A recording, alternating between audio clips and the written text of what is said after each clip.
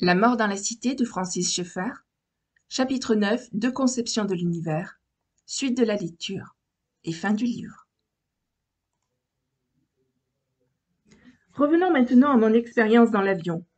J'ai prié et Dieu a répondu en faisant repartir les moteurs. C'est cela la prière, c'est ce qu'elle devrait être, car Dieu peut, aussi bien que l'homme, faire démarrer des moteurs dans le monde spatio-temporel. En dehors d'une doctrine authentiquement orthodoxe sur Dieu et l'homme, la prière devient un non-sens. Nous devons bien comprendre qu'il y a un Dieu personnel, créateur de l'univers, et que celui-ci n'est donc pas une extension de son essence. Si c'était le cas, nous aurions alors un système panthéiste dans lequel la prière perd tout sens. Sur ce point, du reste, le panthéisme oriental diffère peu de la conception de mains représentant de la nouvelle théologie dans notre monde occidental. Mais tout cela ne doit pas rester une pure question de doctrine. Nous devons réellement vivre au niveau du surnaturel et prier à partir de cette position. Si un chrétien ne prie pas, ne vit pas dans une attitude de prière, il se retrouve dans la position du matérialiste, malgré toutes ses affirmations doctrinales et les épithètes peu flatteuses dont il gratifie le matérialiste. Il vit dans la non-foi, s'il a peur de vivre dans le temps présent en fonction du surnaturel. La non-foi rabaisse le christianisme au rang d'une philosophie.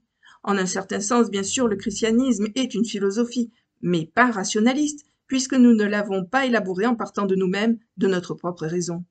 Au contraire, c'est Dieu qui nous a fourni les réponses. Et dans ce sens, c'est une vraie philosophie qui apporte les réponses adéquates aux questions philosophiques et intellectuelles que l'homme se pose. Pourtant, bien que le christianisme soit la vraie philosophie, notre Père céleste n'a pas voulu qu'il reste théorique ou abstrait. Il a tenu à nous instruire sur sa personne, sur la manière dont nous pouvons aller au ciel, mais également sur ce que peut être notre vie ici-bas, dans le temps présent, au sein de l'univers tel qu'il est, avec ses deux sphères aussi réelles l'une que l'autre, la visible et l'invisible. Si les chrétiens ne font du christianisme qu'une question d'adhésion mentale, de la conversion jusqu'à la mort, s'il ne leur est utile que pour répondre à des questions intellectuelles, ils commettent la même erreur que s'ils utilisaient une cuillère en argent comme tournevis. Bien sûr, une cuillère en argent peut à l'occasion de servir de tournevis, mais ce n'est pas là sa vraie fonction. C'est une stupidité de prendre une cuillère en argent dont la fonction est de vous permettre de vous alimenter d'instant en instant et de la garder dans votre boîte à outils pour l'employer seulement en guise de tournevis. Mais revenons au chrétien qui vit dans la non-foi. Si celui qui croit à l'écriture a sur le plan pratique abandonné sa position pour en arriver finalement à celle du matérialiste, il se trouve en plein désaccord avec la réalité de l'univers. Il est déphasé, en rupture par rapport à l'univers et vit pratiquement comme s'il était plus ignorant qu'un païen dans la jungle.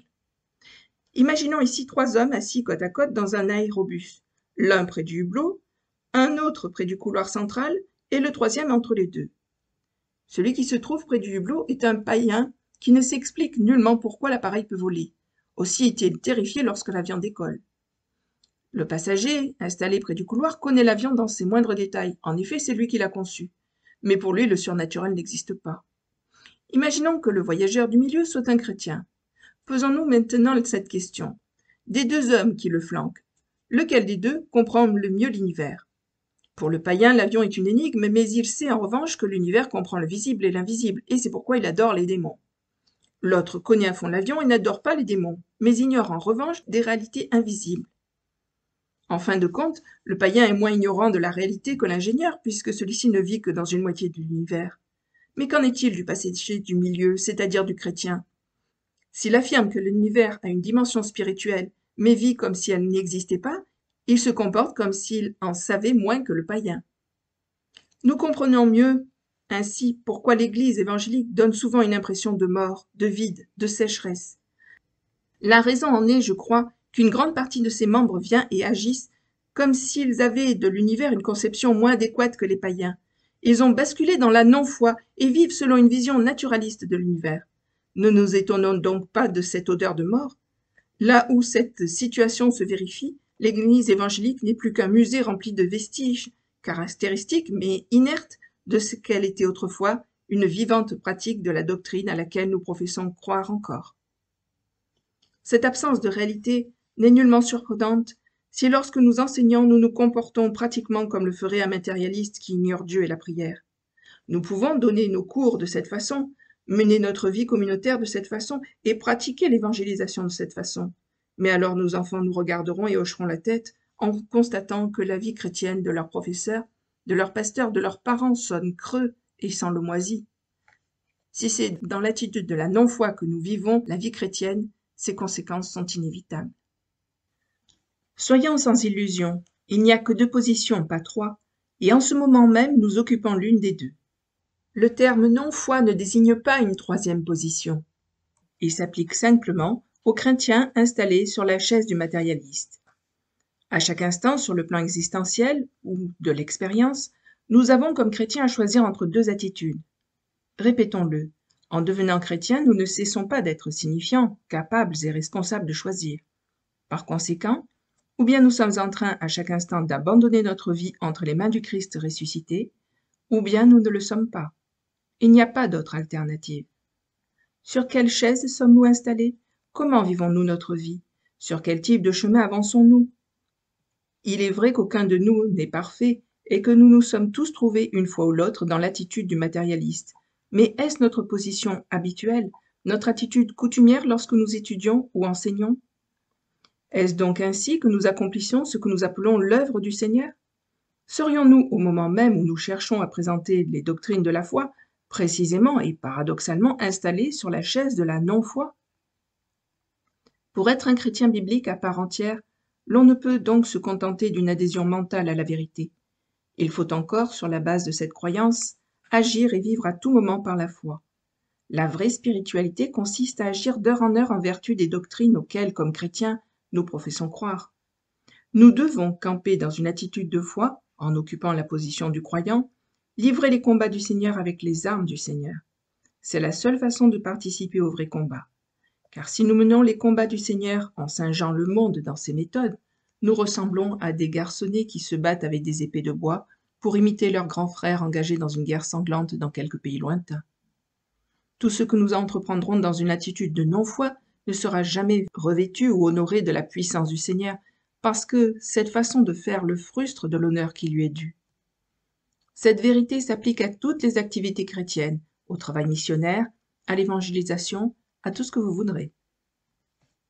Vivre en fonction du surnaturel ne signifie pas travailler moins activement ni accomplir moins de travail, mais bien davantage. Qui est capable des plus grandes réalisations?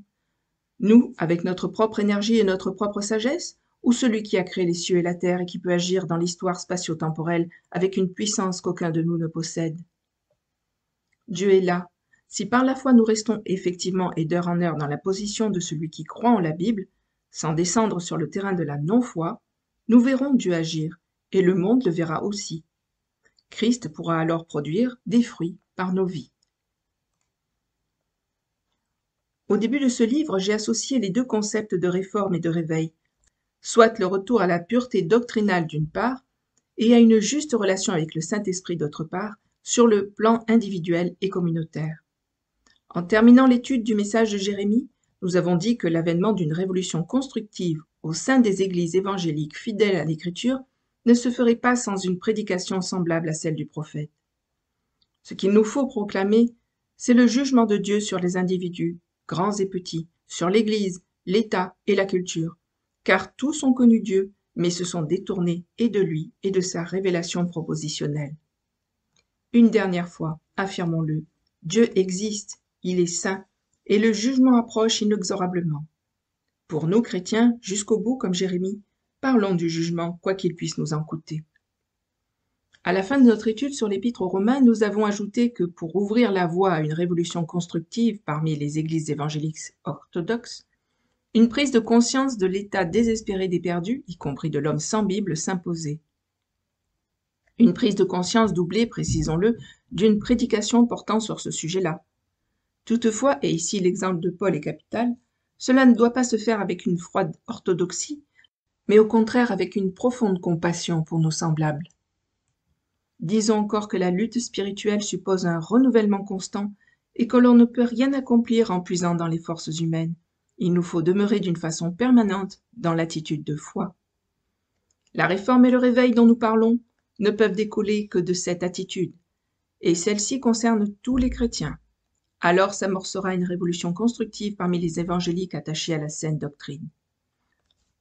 Oui, même si la mort est dans la cité, une révolution authentiquement constructive peut se produire au sein du monde évangélique, une révolution qui le secourra dans les profondeurs et qui le fera vivre de nouveau devant Dieu, devant le monde invisible et devant notre société post-chrétienne qui a les yeux fixés sur nous. Fin de la lecture du livre. J'espère que cela vous a plu. À bientôt. Merci. Au revoir.